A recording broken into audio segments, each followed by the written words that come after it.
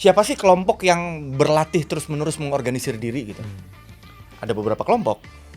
Satu, orang-orang yang rajin ibadah, kelompok pengajian. Entah datang ke studionya Mamah Dedeh atau ke gereja gitu. Kedua, kelompok supporter.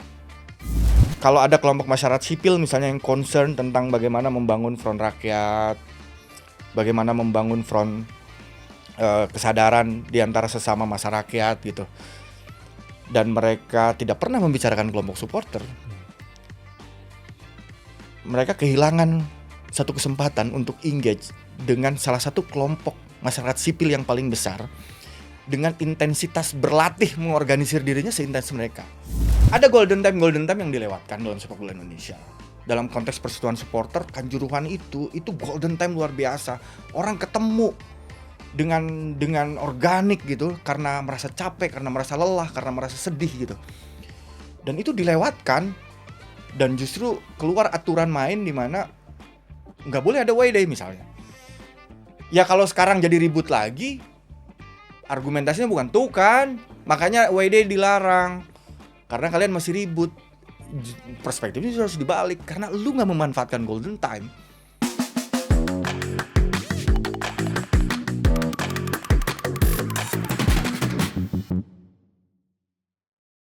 Bung Zen RS, terima kasih sudah hadir di Asumsi. Ini adalah obrolan yang sudah direncanakan lama banget, gak pernah kejadian-kejadian karena berbagai alasan. Karena pilgub nge? Karena pilgub ya, kemarin sibuk pilkada. Jadi kita tunda. Tapi makasih udah datang. Sebelum ngobrol lebih lanjut, bajunya Zen menarik banget. Tulisannya tuh, nyeri itu setiap hari, bukan 5 tahun sekali. Nyeri itu setiap hari, bukan 5 tahun sekali. Kenapa tuh, Bu? Oke, ini judul esai saya tahun 2014 sebetulnya. Kira-kira seminggu atau 2 minggu sebelum Pilpres 2014 waktu itu. Jadi kira-kira esai saya waktu itu menjawab tudingan banyak orang terhadap Kamisan yang dianggap punya muatan politis lah waktu itu. Kenapa sih pada berdiri di depan istana menjelang Pilpres? Kira-kira saya jelaskan bahwa enggak, Kamisan itu bukan soal Pilpres. Karena bagi orang seperti Bu Sumarsi yang kehilangan anak, atau seperti Mbak Suciwati yang kehilangan suami, ya hak asasi manusia itu bukan soal 5 tahun sekali. Nyerinya bisa tiap hari, tiap kali ingat anaknya, tiap kali ingat suaminya. Dan kebetulan gue pakai kaos ini karena tanggal 10 nge, Hari HAM. Hari HAM. Hari ini kita Hari HAM. 10 Desember ya? 10 Desember. Jadi kaos sudah lama gak dipakai sih. Jadi gue pakai aja. Kebetulan lu yang ngundang kan, jadi gue pakai dah. Gitu. Iya, karena Kamisan itu masih dilakukan setiap Kamis, ya. Walaupun setiap pekan juga yang melakukan aksi nggak dapat jawaban apa-apa sebenarnya, ya. Dan setiap kali mau ada kontes elektoral, selalu aja ada yang bilang bahwa ini muatannya politis. Karena memang menjelang pemilu Kamisannya juga lebih ramai dari biasanya. Lebih ramai dari biasanya. Makanya waktu itu ada beberapa teman bilang, Bung mau ke Kamisan nggak? Kayak sehari sebelum Pilgub atau sehari sebelum Pilpres. Enggak lah. Kalian kalau mau ke Kamisan nanti aja pas agak sepian. Kalau sekarang mah pasti banyak orang. Tapi itu kan nggak bisa dihindari ya, dan nggak dilarang karena memang Kamisan forum yang setahu saya forum yang terbuka buat siapapun mau datang dengan segala macam kepentingan dan preferensi politiknya masing-masing. Kita nggak pernah tahu, nggak mungkin orang ditolak kan. Jadi ya, tapi ya ini dibikin 2014, jadi ada konteks, dan kayaknya udah 5 tahun ya kaos ini baru dipakai lagi. Kebetulan aja tanggal 10 ini hari HAM, kita tanggal 10 ketemu, ya udahlah gue pakai dah. Pertanyaan menarik, 10 tahun yang lalu dibikin, pertanyaannya adalah 10 tahun kemudian Indonesia berada di tempat yang lebih baik nggak dari 10 tahun yang lalu, Bung Zen? Tidak lebih baik, tidak lebih buruk sih ya. Maksud saya, kalau kita belajar sejarah, kita ngerti bahwa sesuatu itu terjadi karena hubungan material antara berbagai macam faktor gitu. Hubungan material. Ini langsung jelas banget pandangan politiknya. Berbagai macam hubungan material gitu. Jadi kita nggak bisa bilang misalnya Pak Jokowi 2 kali, kemudian Pak Prabowo jadi presiden, kemudian kita kecewa atau tidak kecewa. Karena sejarah itu bekerja beyond favoritism kita gitu. Sejarah bergerak dengan faktor-faktor yang objektif aja. Kondisi-kondisi material, bisa krisis ekonomi, bisa bencana alam, bisa pergulatan politik, bisa perang, bisa apapun. Jadi beyond sih. Buat saya siapapun pemimpinnya ini udah beyond urusan bahagia atau tidak bahagia, kecewa atau tidak kecewa. Karena buat orang yang belajar sejarah, sangat sedikit peristiwa sejarah itu yang mengejutkan sebetulnya. Ya, betul. Semua bergerak karena hubungan-hubungan objektif antara berbagai faktor material yang bisa kita lihat, bukan yang mistik-mistik gitu. Krisis ekonomi kan bisa kita lihat, ada angkanya, ada chartnya. Kerusuhan kan bisa kita lihat bentuknya, gitu. Bencana alam bisa kita lihat dan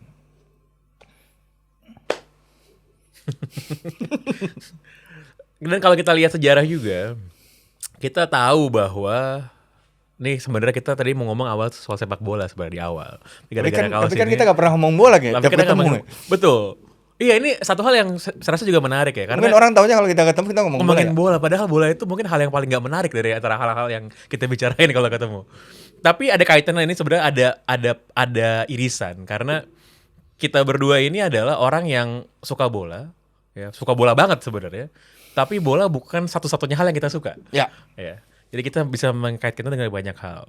Dan dalam let's say ya 6 bulan terakhir lah, ketika euforia tim nasional kita kembali muncul, arah prestasi dan lain sebagainya ya, muncul kembali bahan diskusi soal kaitan antara sepak bola dan politik. Yang mana kalau kita berdua sih pasti merasa sepak bola dan politik nggak bisa dipisahin. Ya. Nggak ada sejarahnya itu bisa dipisahkan. Tapi ketika kita memberikan pandangan-pandangan yang berkaitan dengan sepak bola Indonesia, khususnya dengan timnas, dengan isu pro atau tidak dengan naturalisasi, apakah ini solusi jangka panjang atau solusi jangka pendek, orang menganggap itu adalah pandangan-pandangan yang didasari atas muatan politik. Padahal ya bola dan politik itu tidak bisa dipisahkan. Pertanyaannya adalah, apa yang mau kita sampaikan ke orang-orang yang bilang kayak gitu? Apa ya? Kekhawatiran saya itu satu aja sebetulnya. Ini lama-lama nggak ada yang main bola di Indonesia. Ini bukan soal naturalisasi. Ini bukan juga soal federasi. Ini soal bagaimana negara memandang hak-hak warganya. Di dalam hak-hak warga negara itu kan ada kebebasan berbicara, kebebasan berserikat, kebebasan berkumpul. Kebebasan berkumpul ini loh yang jadi isu sekarang. Ini nanti gue sambungin sama bolanya. Karena berbagai macam faktor yang tidak selalu karena kekuasaan, naluri kita sebagai Homo sapiens yang dari SD kita diajarin manusia adalah makhluk sosial, bersosialisasi dan lain-lain. Keterampilan kita untuk berhubungan sesama manusia dalam pertemuan-pertemuan dan percakapan-percakapan yang setara itu makin menurun justru karena teknologi bernama sosial. Sosial media menghadirkan semacam mungkin ilusi, mungkin bukan, tapi menghadirkan semacam kenyamanan bahwa kita tetap berhubungan, bahwa kita tetap berkawan, bahwa kita tetap berjejaring hanya karena kita bisa bercakap-cakap melalui WhatsApp, bisa DM-DM-an melalui Instagram, bisa gue pasti didukung sama orang ini, gue pasti satu ideologi sama orang ini karena tiap kali gue nge-tweet gue di-retweet misalnya. Tiap kali gue bikin feed di IG gitu terus gue di-repost gitu. Kan itu asumsi-asumsi yang pikiran-pikiran yang sama sekali nggak teruji gitu. Buat saya kita berkawan, kita satu kawanan, kita satu pendapat, kita satu ideologi itu harus diuji dalam banyak pertemuan, dalam banyak percakapan-percakapan dan konsolidasi masyarakat, bertemu, berkumpul. Sekarang itu dorongannya melemah karena itu tadi, karena kita merasa sudah melakukan itu hanya karena biasa bercakap-cakap di media sosial. Padahal percakapan-percakapan itu kan yang absen ya, kita nggak pernah tahu waktu kita lagi gue chat sama lu, gue nggak tahu lu lagi ngapain sebenarnya. Pada saat bercakap-cakap kan kita bisa ngukur keseriusan orang ini ngobrol sama kita, karena kita tahu dia natap mata kita atau enggak, atau dia main HP atau enggak gitu. Nah, tempat-tempat berkumpul ini, jadi dalam hak berkumpul, negara juga harusnya memfasilitasi ruang-ruang untuk berkumpul. Dan salah satu tempat kita berkumpul adalah sepak bola, nge. Kita ketemu karena bola gitu. Gue ketemu Andreas Marbun gara-gara bola, bukan gara-gara urusan politik. Anak-anak bertemu, berkawan juga karena sepak bola. Nah sekarang ruang-ruang itu kan makin gak ada. Grassroots football gak ada yang ngurus. Lapangan makin hilang. Tantangan terbesar sepak bola Indonesia adalah memperbanyak orang main bola sebetulnya. Asumsi bahwa masa susah sekali mencari pemain dari 300 juta orang kan asumsi yang keliru, karena yang harus dicari bukan dari 300 juta tapi dari berapa banyak orang yang main bola. Iya. Mencari 11 orang dari 100 ribu pasti kalah kualitasnya dari mencari 11 orang dari 2 juta atau 3 juta orang. Talent pool kita kan makin sedikit Makin karena sedikit, ya. lapangannya makin nggak ada. Dan susah, memain bola tuh susah. Susah. Harus Oh, bayar. iya. 50 ribu itu yang paling murah ya. Lu main bola nggak mungkin urunan 50 ribu kan. Bahkan kalaupun punya uang, belum tentu dapat lapangan juga. Belum tentu dapat lawan, belum tentu temennya ada. Teman-teman benar. Gitu. Benar. Buat banyak orang 50 ribu, 100 ribu itu biaya hidup satu keluarga di Jakarta mungkin bisa buat 2 hari 3 hari. Betul. Kalau grassroots itu nggak diurus, lapangan akan hilang. Dan kita akan sampai pada satu situasi di mana lapangan bola yang punya tinggal TNI sama Polri. Dan itu terjadi gitu. Iya. Di Bandung misalnya, lapangan terbaik milik TNI. Atau milik institusi di lingkungan kepolisian. Atau milik negara gitu. Yang susah juga main di sana gitu, karena antriannya panjang. Atau kalau enggak ya di lapangan-lapangan swasta. Jadi persoalan sepak bola buat saya itu terkait dengan hak kita untuk berkumpul sebetulnya.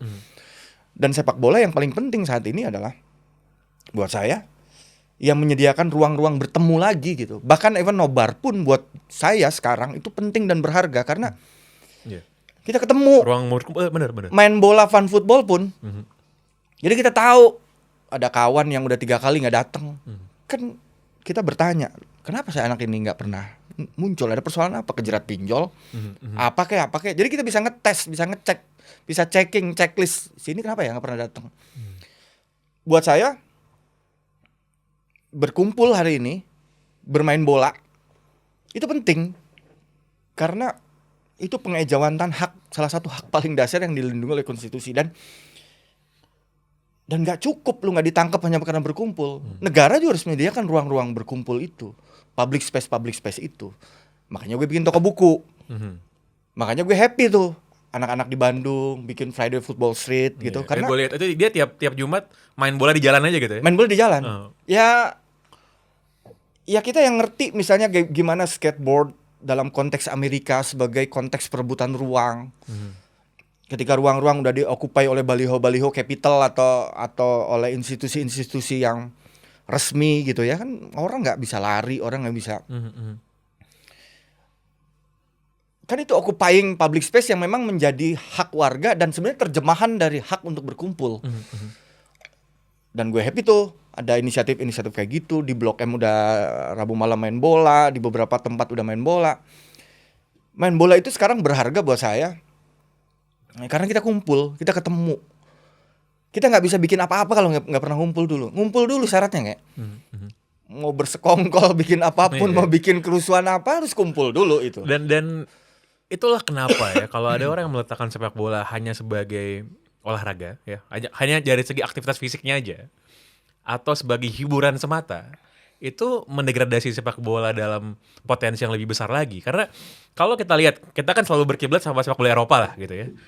Banyak orang yang menurut gue yang mungkin belum berkesempatan ngelihat langsung ya bagaimana bola di Eropa, itu belum bisa melihat bahwa itu bukan perayaan olahraga gitu sepak bola itu ya. Kita ngomongin liga ya, ngomongin klub di tiap kota, bahkan sampai kota yang kecil sekalipun, itu ya perayaan sosial sebenarnya. Betul. Kayak tadi dibilang sama Bung Zan, ketemu orang setiap pekan ya, kalau misalnya punya tiket terusan datang ke stadion, tahu kan duduk kanan kirinya siapa ya, jadi silaturahmi di sana.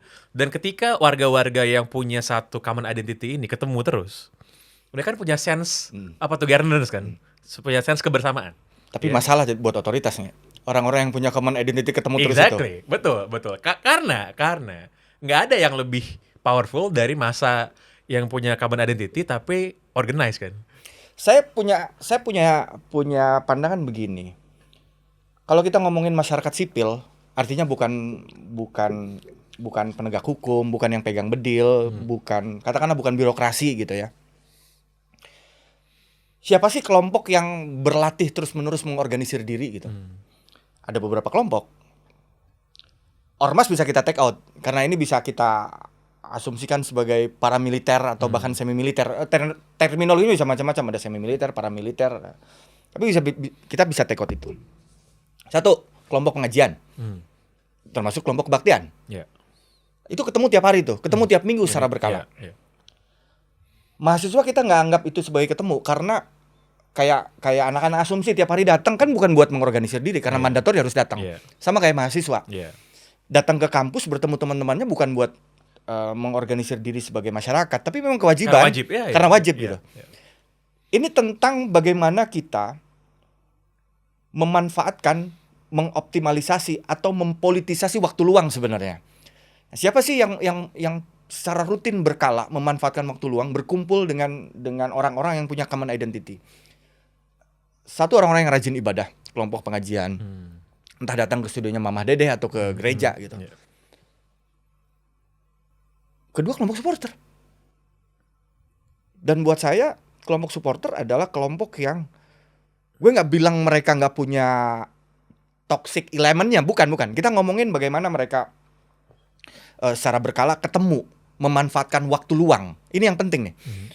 Ya, kelompok supporter ini rutin tiap minggu.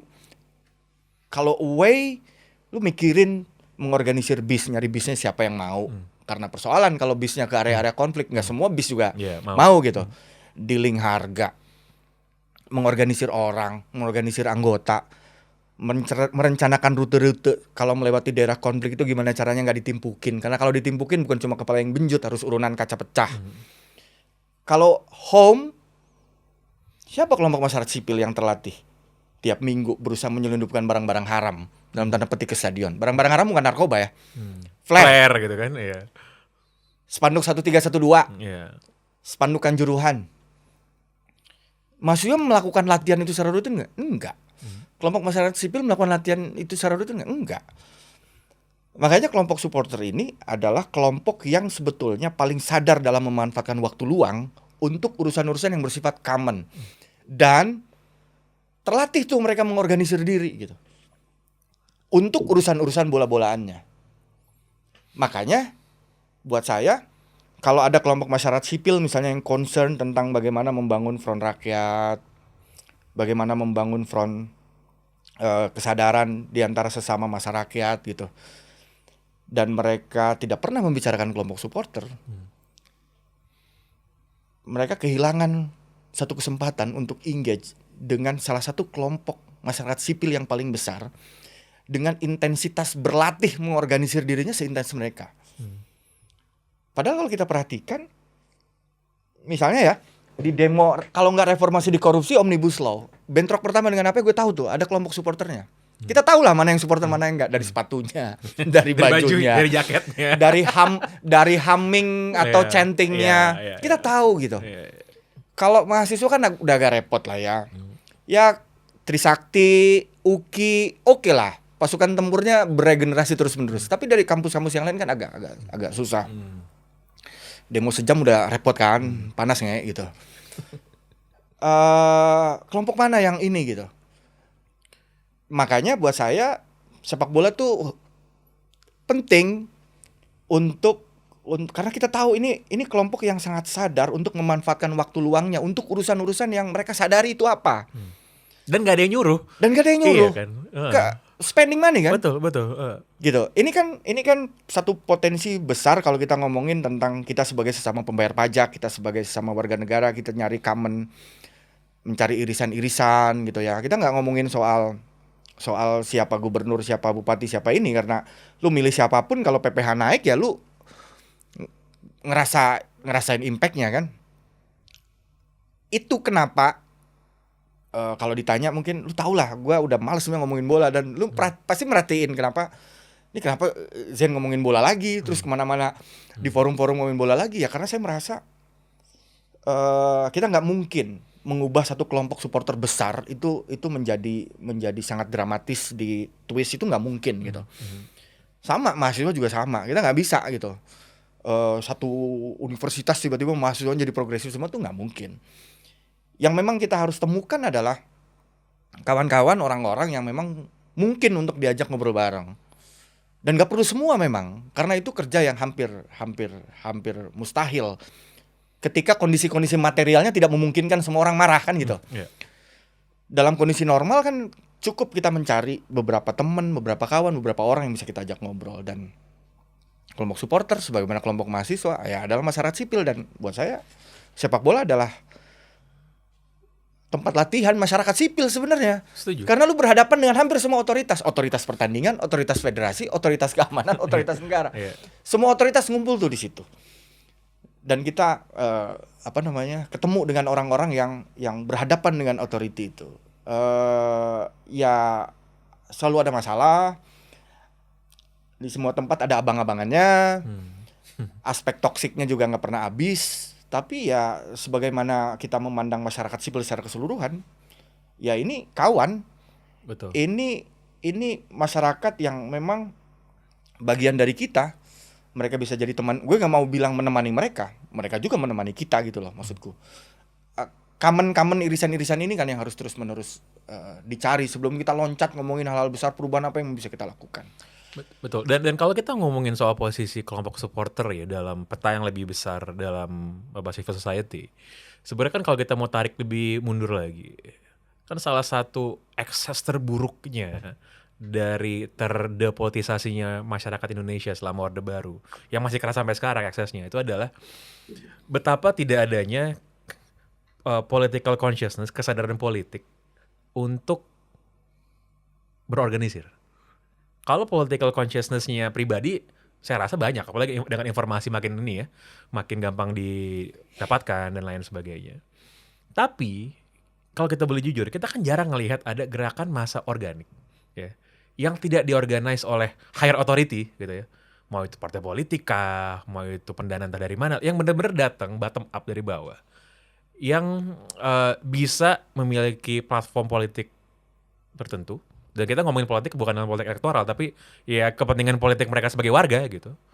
Dan itu sebenarnya kelompok supporter menempati posisi yang salah satu yang paling prime sebenarnya untuk bisa mengorganize diri gitu. Karena kalau kita lihat ya, kapan sih kita punya gerakan massa selain memang kejadian-kejadian besar, Omnibus Law, lalu soal reformasi di korupsi, lalu kemarin soal MK misalnya. Tapi kan itu kan momen-momen yang mungkin setahun sekali aja belum tentu ada.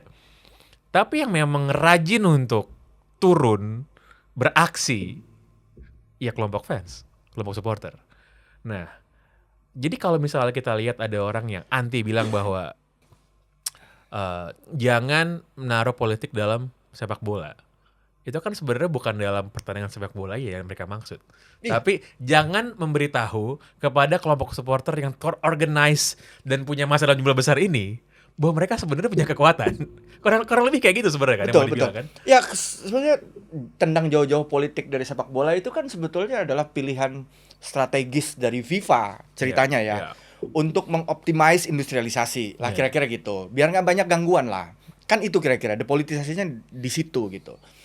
Kalau buat saya sih supporter tuh nggak perlu jadi aktivis, sebagaimana musisi nggak perlu jadi aktivis. Kalau semua jadi aktivis ngapain juga? Saya juga bukan aktivis, itu juga bukan aktivis gitu loh, nge. Yang paling penting adalah jadilah supporter yang mengerti hakmu. Betul. Jadilah musisi yang mengerti hakmu gitu. Jadilah pedagang yang mengerti hakmu. Kan ini area yang relatif tidak digarap oleh pendidikan kita. Kalau kita ngomongin pendidikan kewarganegaraan kita, civic education kita, mau PMP, PPKN, pendidikan kewargaan kita tuh lebih menitik beratkan apa yang harus dilakukan oleh warga. Makanya pertanyaan-pertanyaannya adalah kalau si Budi membuang sampah atau si Budi tidak melanggar lalu lintas, ini melanggar atau sesuai ajaran sila berapa gitu. Jadi tentang kewajiban what to do-nya civic gitu. Kita nggak pernah misalnya menemukan pertanyaan zaman kita Eptanas kayak gitu-gitu, kalau sekarang UAN UN gitu. Kalau seorang pejabat melakukan ini sesuai dengan sila berapa? Yang terus-menerus diajarkan adalah apa yang harus dilakukan oleh warga. Jadi basisnya adalah kewajiban warga terhadap negara, bukan hak-hak warga negara. Jadi civic education kita itu lebih menyoroti apa yang harus dilakukan oleh warga dalam konteks kewajiban, bukan apa yang berhak dilakukan oleh warga dalam konteks hak-hak warga negara.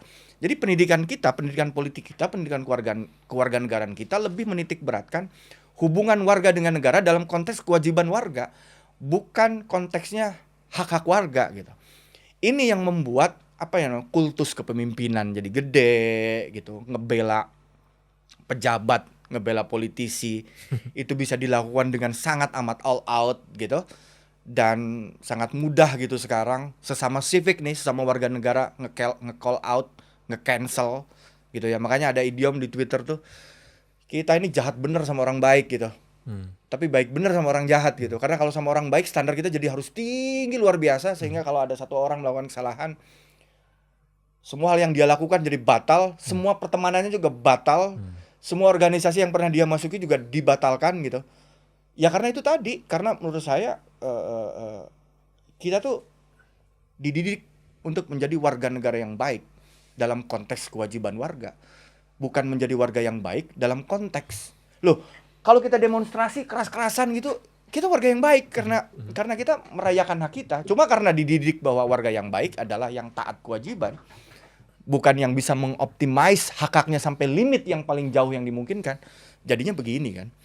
Nah, menurut saya kalau kita balik lagi ke doktrin bahwa jangan politik masuk, ya persoalannya adalah para politisi ini ngerti cara mainnya, sementara supporter dan kelompok-kelompok yang peduli dengan sepak bola ini terlanjur jengah dengan politik dan elit-elit politik, sehingga akhirnya juga nggak belajar tentang politik gitu.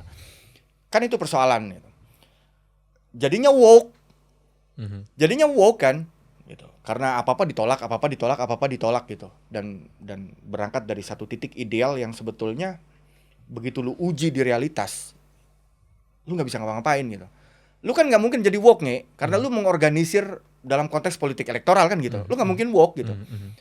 Dan orang-orang yang ngurusin supporter juga nggak mungkin woke gitu.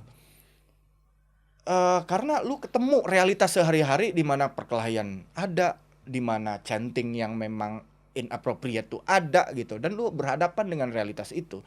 Dan pilihan lu apa? Kalau pilihan lu ideal, lu akan pergi ninggalin itu. Ini bukan tempat yang aman, ini bukan tempat yang ideal buat saya gitu. Orang-orang yang melakukan kerja-kerja pengorganisiran kan nggak mungkin jadi woke. Karena berhadapan dengan realitas yang Tan Malaka kan nggak mungkin woke, karena terbentur jadi terbentuk betul, gitu. Betul. Woke ini kan nggak mau terbentur. Selalu berada dalam kondisi ideal. Ideal. Yang mana nggak pernah kejadian dalam Nggak realita. pernah kejadian. Kan? Iya. Cara mereka menghayati kehidupan, bercakap-cakap itu, mereka nyusun grammarnya sendiri. Iya. Dan grammarnya nggak pernah dibicarakan dan dinegosiasikan, dan dia bawa grammar itu ke semua ruang. Lu kalau nggak pakai grammar ini, lu layak di cancel. Nggak material gitu. Kan sejarah nggak bergerak dengan cara demikian, tapi dengan perbenturan banyak nilai. Betul. Dialektika kan? Iya, betul. Ini kemarin sebenarnya posisi kelompok supporter ya. Ini tanpa gue harus sebut spesifik kasusnya. Tapi itu kelihatan banget sebenarnya pas pilkada kemarin ya. Dan ini ada banyak temuan yang menarik gue lihat, termasuk dari betapa nggak ngertinya kaum elit politik melihat supporter sepak bola. Jadi ketika kemarin dalam konteks Jakarta ya, kita ngomong supporter bola Jakarta. Lalu ketika ini dianggap sebagai sebuah bagian yang harus dirangkul dan harus dimenangkan, ada orang-orang yang bilang, emang berapa banyak sih anggotanya? Itu adalah sebuah statement yang berasal dari ignorance yang parah menurut gue. Karena kenapa? Karena menempatkan supporter sepak bola ini seolah-olah mereka adalah spesies yang urusannya cuma bola doang. Gitu. Bahwa supporter sepak bola ini bukanlah warga yang punya kehidupan, punya kepentingan, dan bersinggungan dengan banyak hal. Nah, ini kan bagaimana elit melihat supporter sepak bola kan. Oh, mereka yang penting tiket dikasih tontonan, udah happy gitu. Celakanya, ini juga pemikiran yang bisa ditemui dalam kelompok supporter yang juga merasa dirinya selama ada tontonan, oke-oke aja. Jadi ketemu kan nih kan, yang satu pengen supporternya nggak punya power dan nggak punya kesadaran, supporternya juga ada yang merasa nggak usah lah tempat kita, ya bola aja gitu. Dan dalam banyak kasus sebenarnya kalau kita lihat di negara sepak bola yang sudah lebih dewasa ya, sebenarnya kan apa yang kita puja-puja dari balik layar kaca gitu setiap weekend kita tonton di Inggris misalnya, itu politis semua gitu. Ketika kita misal wacana Super League-nya muncul gitu, yang turun ke jalan siapa? Ya supporter bola aja kan. Gitu. Jadi untuk mengatakan bahwa supporter sepak bola itu tidak boleh politik, itu adalah sebuah statement jahat menurut gue. Jahat kalau diomongin oleh elit, kasihan kalau diomongin sama supporter sendiri. Ini take away lu pengalaman Pilgub ya? Iya. Ini soalnya lucu gitu karena seolah-olah gini, kita kan selalu bilang komunitas ya, entah komunitas bola, penggemar apa, komunitas Vespa, pokoknya berbagai macam komunitas. Dan kalau ngomongin soal marketing ya, political marketing atau bahkan marketing apapun lah, kan juga orang media, bisnis media. Apa sih yang mau ditapin? Community gitu kan, pasti kan. Nah, yang di kotak-kotak kan, soalnya community ini, itu ruang gerakannya hanya tercakup pada hal yang mereka suka aja, gitu. Dan ini adalah bentuk alienasi politik gaya baru sih menurut gue ya. Menaruh pada kotaknya aja seolah-olah tidak ada hubungan dengan yang lain. Sehingga salah satu alasan kenapa misalnya banyak lama sekali kita nggak punya kontrol dari pihak supporter sebagai stakeholders bola terbesar sebenarnya. Entah itu kepada federasi, entah itu masing-masing dari supporter klub kepada klubnya sendiri gitu. Karena ya tadi itu, karena memang didesain untuk tidak politik. Nah, kalau didesain untuk tidak politik, ya berarti jadi customer kan. Yang menarik, berapa minggu lalu lu pernah tweet bahwa klub lo, bahkan dalam sistem masyarakat yang kapitalis sekalipun, customer itu adalah raja yang paling diagung-agungkan. Tapi itu nggak terjadi di kota lo, Izin. Iya, iya. Menurut lu harusnya gimana, Nge? Iya, menurut gua, iya gini. eh Iya, kalaupun nggak dianggap sebagai ini ya, nggak dianggap sebagai apa namanya ya, stakeholders yang setara, gitu. Ya dianggap sebagai pelanggan. Dan pelanggan itu kan harusnya dimuliakan kan, Di service. di service. Yang lucu gini, jadi ada satu istilah yang gue nggak tahu kalau bahasa Indonesianya apa padanannya, tapi kalau dalam posisi klub-klub di Eropa gitu ya, owner itu sebenarnya mereka secara esensial dia kan selalu dibilang sebagai custodian. Custodian itu apa ya? Sebagai orang yang lagi ngurus gitu. Tapi bukan owner sebenarnya. Pengurus aja. Pengurus. Pengurus. Pengurus bahwa yang punya klubnya itu yaitu warga setempat. Orang ini punya capital, punya duit, punya kuasa, dia yang ngurus. Nah, pengurusnya bisa ganti, ownernya bisa ganti. Klubnya kan enggak. Dan warganya juga enggak gitu. Karena dia ada di kota tersebut gitu kan. Nah, hal-hal gini nih. Relasi antara yang punya authority, entah itu federasi, entah itu klub, kepada stakeholder sebesarnya, itu kan timpang kalau di Indonesia tuh. Makanya kenapa disuapin dikit, happy kan? Padahal harusnya bisa lebih gede lagi. Dan ini jadi makin menarik untuk dilihat ya dan dibahas ya dengan fenomena tim nasional yang kayak sekarang. Gue merasa sekarang tuh waktu yang tepat sebenarnya untuk ngomongin ini. Kenapa? Karena kemarin habis menang, ya kan? Terakhir menang lawan Arab. Nggak ada pertandingan lagi sampai Maret. Jadi basically timnas kita senior nih nggak ada pertandingan nih. Jadi kalau kita mau bahas ini, itu nggak bakal ada yang Kehebohan. heboh sebenarnya. Tapi ini sebenarnya menarik untuk lihat karena gini, mungkin banyak orang juga yang mungkin masih terlalu muda atau nggak tahu kita dulu gimana 2010 zaman-zaman Nurdin Halid ya. Zain ini pernah digebukin sama preman di lantai 2 itu ya. Gue hampir jatuh tuh dari Hampir balkon. jatuh dari balkon GBK waktu demo anti Nurdin waktu zaman revolusi PSSI waktu itu. Sebelum. Sebelumnya itu ya, sebelum itu abis final AFF ya. Final AFF leg kedua 2010 itu ya. Gitu. Nah, ini kan kita sekarang berada dalam era bola yang berbeda sebenarnya. Gue sih bisa bilang lebih baik sebenarnya ya kalau kita lihat dari level permukaan. Tapi ya lagi-lagi federasi mungkin lebih baik, manajemen mungkin lebih baik, tapi dari level fansnya ini gimana gitu. Level supporternya gimana? Ini kan jadi gini. Kenapa Liga Indonesia atau grassroots football itu atau kompetisi domestik itu harus dibenerin? Buat saya karena pada dasarnya yang running sepak bola ya adalah supporter ini. Orang-orang yang tiap hari away dari Bandung ke Solo, dari Solo ke Makassar, dari Jogja ke mana gitu. Sepak bola absen. Kalau sepak bola adalah timnas, sepak bola tuh absen selama Maret ya, baru ada lagi. Timnas baru terus 4 bulan nggak ada bola kan? Kan enggak gitu. Kalau memang sepak bola Indonesia yang penting bubarin aja. Kan nggak mungkin juga.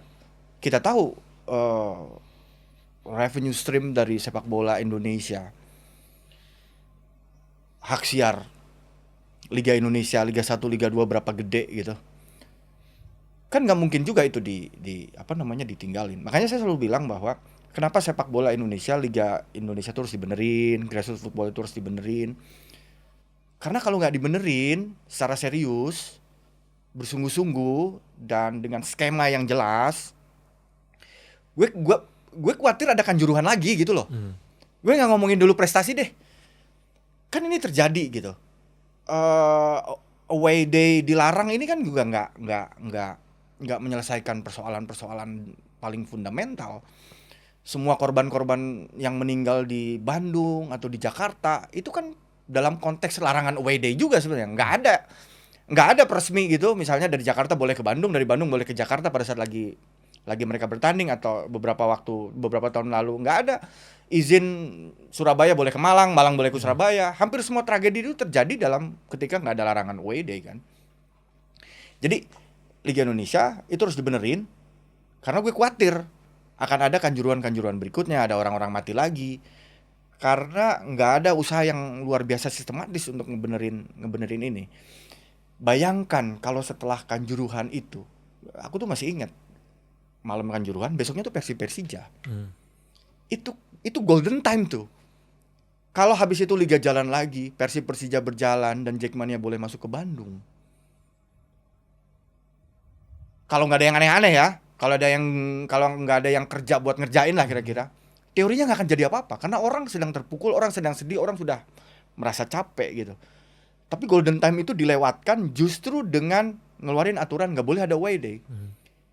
Itu kan secara organik ketemu tuh, beberapa kelompok dari Jakarta bisa datang ke Bandung untuk 7 harinya kanjuruhan.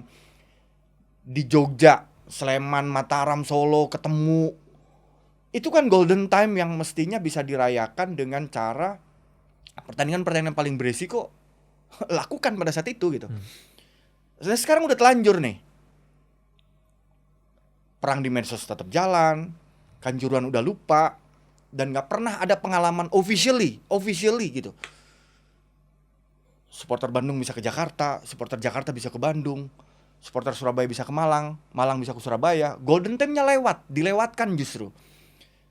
Dan kanjuruhannya begitu aja, pengalaman barunya juga nggak muncul. Kan di supporter tuh ada bahasa-bahasa tidak tertulis bahwa lu kalau udah jamu gua harus jamu lu, kan ada bahasa-bahasa gitu. Golden time-nya itu dilewatkan justru dengan paranoia, bahasa saya, paranoia kekuasaan. Karena kalau ada kejadian lagi gue repot nih. Itu kalau Persija habis itu ditunda 2 minggu terus jalan dengan supporter, Jackmania bisa datang ke Bandung dengan segala macam cara misalnya.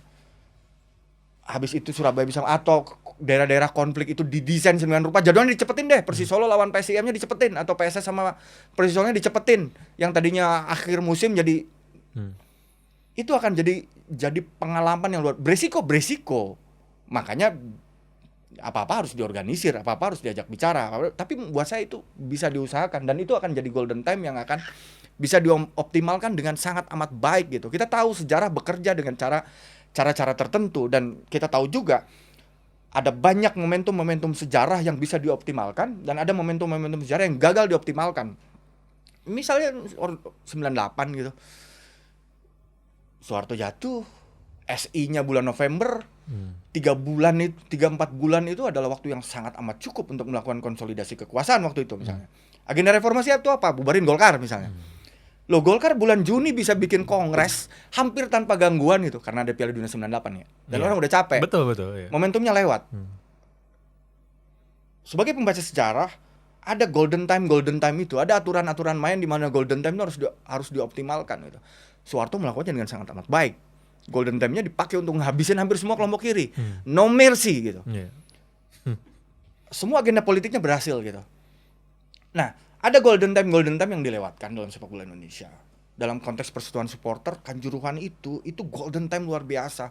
Orang ketemu dengan organik gitu, karena merasa capek, karena merasa lelah, karena merasa sedih gitu.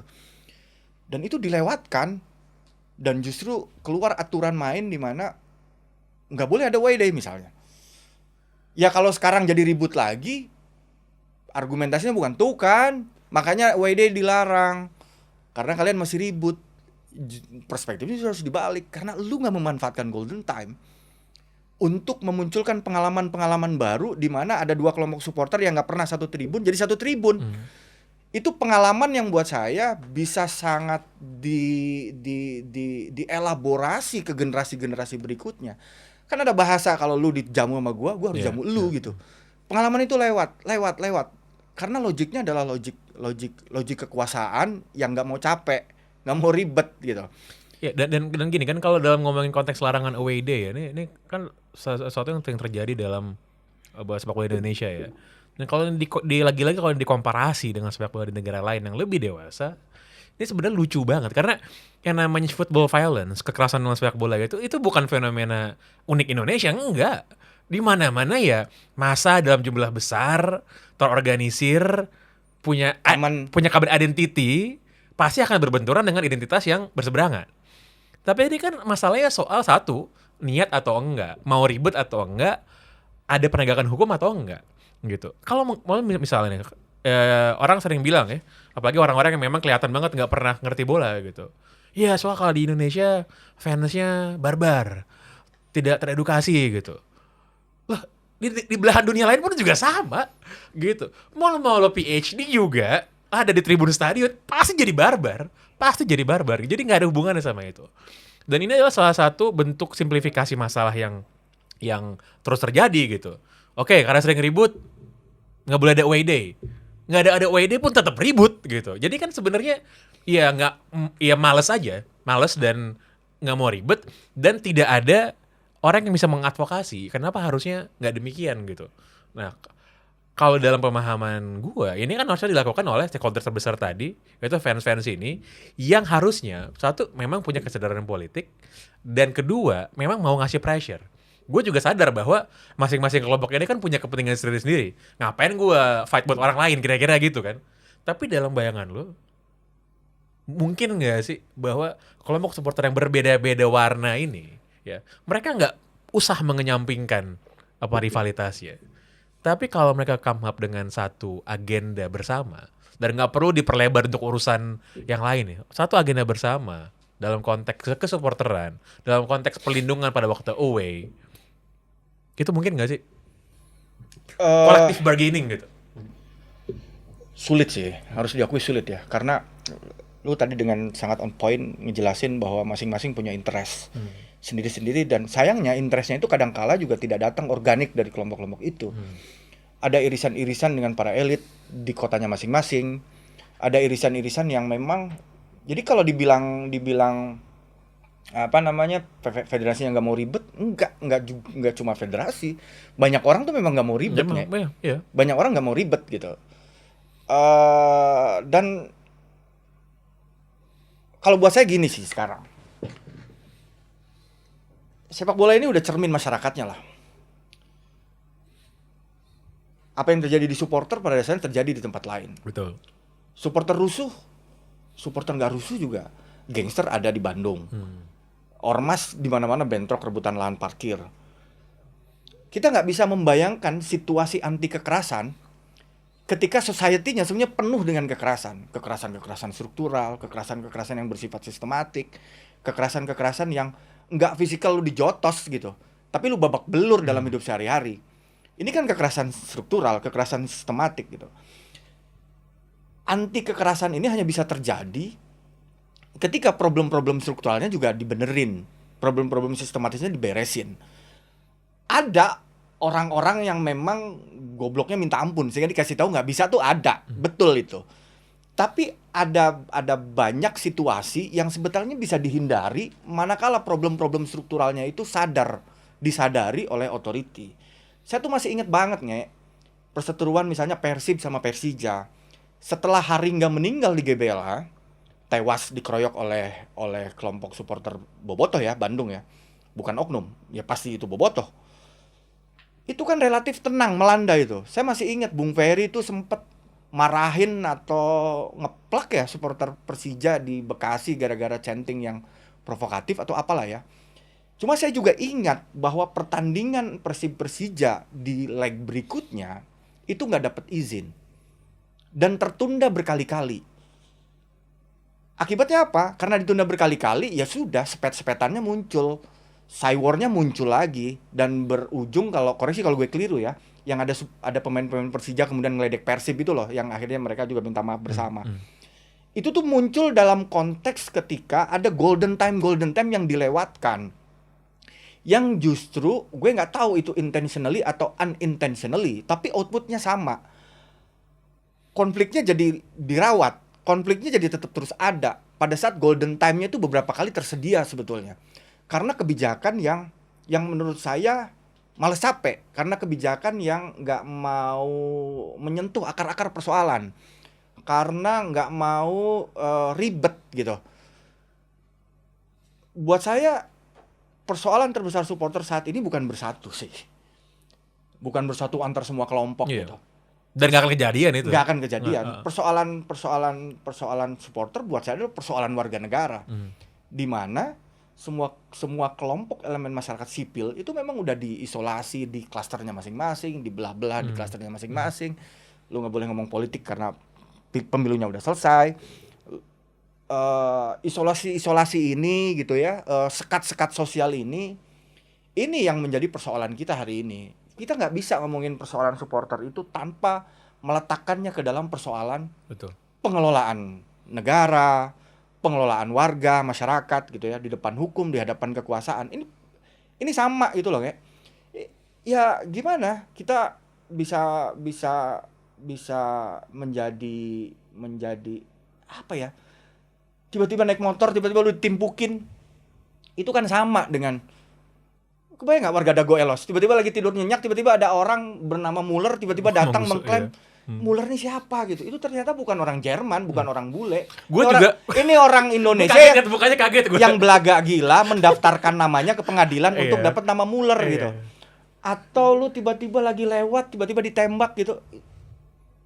Buat saya persoalan supporter itu nggak bisa diisolasi dari persoalan-persoalan yang lain, karena itu part of itu gitu loh. Ini bagian dari persoalan-persoalan besar di mana memang kita sebagai warga negara itu dikondisikan untuk susah membangun solidaritas. Makanya kalau buat saya sih, ya udah kita nyari irisan-irisan sebanyak mungkin aja gitu. Nah, makanya itu, Bung. Jadi memang karena memang sudah terisolasi ya, masing-masing dalam kantong-kantong sendiri dan didepolitisasi. Sebenarnya kelompok supporter ini sudah setengah langkah lebih maju dibandingkan dengan mungkin kelompok masyarakat sipil lainnya, di mana yang mendorong mereka untuk mengorganisir diri itu something yang menurut gue bisa dibilang pure sebenarnya, datang dari hati gitu, ya gitu. Dan memang saya selalu bilang dari dulu bahwa kelompok supporter sepak bola ini gini deh. Orang ya, kalau beragama itu masih ada dijanjikan surga, ya kan? Agama apapun sebenarnya. Tapi kelompok supporter sepak bola apa janjinya? Mereka ini dijanjikan apa sampai sehingga mereka mau gitu kan, capek-capek. The promised land-nya tuh apa sih? The promised land-nya apa? Nggak ada. Nah makanya kan sebenarnya kelompok massa yang bisa berkumpul, yang bisa mengorganisir diri dengan relatif tulus, itu kan luar biasa susah untuk dikontrol sebenarnya. Luar biasa susah dikontrol. Susah dikontrol gitu. Karena tadi kalau pakai istilahnya Zen, nggak ada promise land ya. Tanah perjanjiannya apa? Nggak ada. Orang lo datang ke stadion bisa-bisa kalah lo bete kok. Bisa. Tapi itu kan nggak akan bikin mereka bubar gitu kan. Nah, dan kalau dalam konteks bernegara kita yang lebih luas lagi ya, banyak orang bilang bahwa mungkin nilai-nilai demokrasi kita sebagai negara mungkin ya kalau nggak jalan di tempat ya mundur lah, ya dalam beberapa tahun terakhir, dan mungkin ke depan kita juga nggak tahu kayak gimana. Dan makin lama kita juga makin lihat bahwa organized community itu kepentingannya kadang-kadang memang iya nggak jauh-jauh dari kepentingan elit atau duit, gitu. Sehingga kenapa misalnya gue mau ngomong sama hari ini, karena kelompok supporter ini di kota manapun, kelompok supporter klub apapun ya, itu sudah punya modal sosial, modal politik yang luar biasa sebenarnya, gitu. Saya nggak tahu apakah masing-masing juga memiliki drive yang mirip-mirip. Kan kalau lo masih belong to one community sebenarnya kan di Bandung. Kalau gue kan nggak, gue kan ngelihat orang, gue suka aja gitu lihat kelompok orang yang punya satu common identity, satu common platform, sadar kekuatan politiknya. Dan itu ada di kelompok supporter sepak bola, selain kelompok agama tadi kata lo bilang. Nah, itu sih, gue peletakan kelompok supporter sepak bola ini dalam konteks bernegara sebenarnya, Ya, jadi bukan cuma urusan soal bolanya aja, karena ya gue sama lo tau lah, kalau kita cuma nonton bolanya doang, bosan gak sih? Iya, ya, dan apa ya, dan ini yang paling menarik sebenarnya adalah kesadaran itu tuh ada, kesadaran politik, kesadaran berdemokrasi, kesadaran untuk mengaktifkan hak-haknya sebagai warga negara itu ada di hampir semua kelompok supporter sebetulnya. Bahwa kelompok-kelompok ini kemudian dibebani target yang luar biasa besar. Jadi kalau ada kelompok yang progresif gitu ya, terus ada temennya yang sebenarnya kenal juga kagak, melakukan kesalahan, udah kena cap gitu. Itu yang makanya gue bilang, buat orang-orang baik tuh standarnya dibuat gede banget, buat orang jahat standarnya jadi rendah banget. Tapi saya melihat kesadaran itu ada. Kenapa? Karena sepak bola Indonesia, supporter klub lokal, supporter sepak bola lokal ini kan sedang menghadapi persoalan yang tidak pernah terjadi sebelumnya.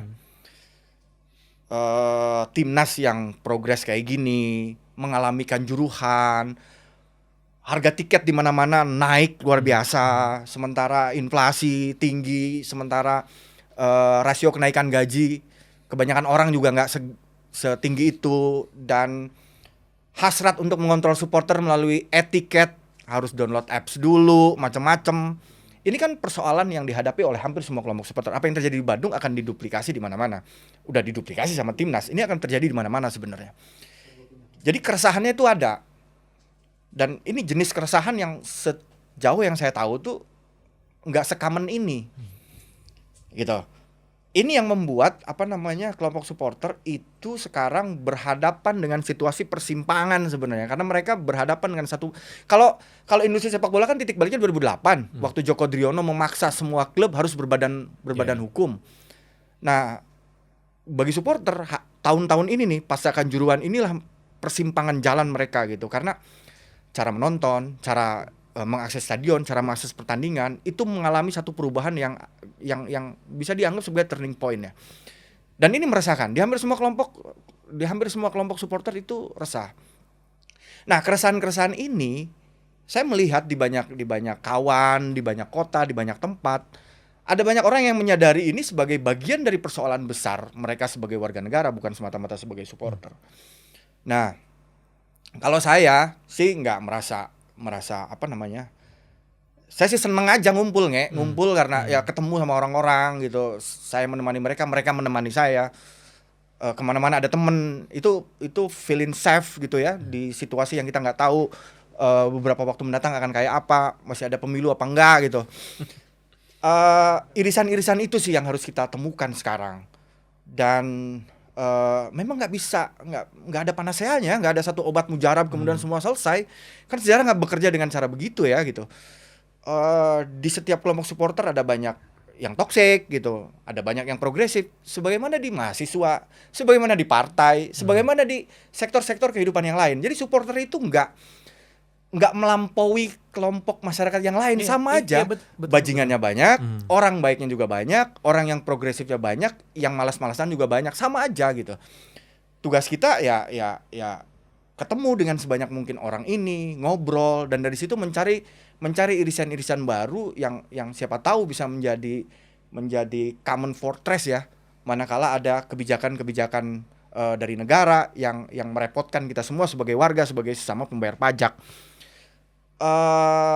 Susah mengharapkan sepak bola berubah ketika struktur politiknya juga nggak banyak berubah.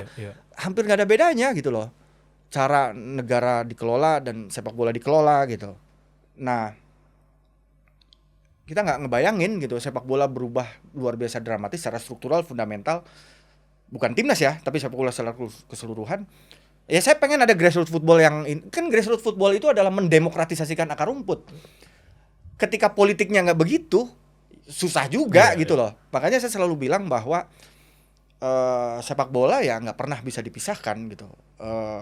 Akar persoalan di sepak bola adalah akar persoalan politik kita sebenarnya, yang sangat elitis, sangat oligarkis, patronizing, patronasenya kuat gitu. Kalau ada kelompok supporter progresif kan ini juga sama. Kalau ada warga-warga yang progresif untuk urusan-urusan ekonomi, untuk urusan-urusan kultural, untuk urusan-urusan sastra, sama aja, dan jumlahnya memang selalu nggak banyak. mencari irisan-irisan ini yang memang harus ditemukan caranya, dan mungkin nggak ada formula ya, karena 65 butuh berapa tahun untuk jadi malari 74 tuh. Lama loh itu belajarnya tuh. Zaman sudah berubah. Elit bisa langsung menjangkau dengan perangkat-perangkat teknologi. Cara berkampanye udah sangat berubah. Cara kekuasaan bekerja. Dan makin kesini kan kita juga makin tahu bahwa media sosial atau teknologi internet yang dulu kita bayangkan adalah tempat di mana kita bisa merayakan anarki yang ya, lu nggak perlu sekolah asal lu banyak kuat aja baca buku, e-book, PDF sebanyak-banyaknya gitu. Lu bisa challenge argumen profesor mana di Twitter tanpa lu harus jadi profesor gitu. Kan kita membayangkan masyarakat yang anarkis dulu dengan media sosial, dengan internet. Faktanya kan nggak begitu ternyata. Teknologi juga ya lu tau lah, untuk beberapa kesempatan lu kayak on off aja gitu loh.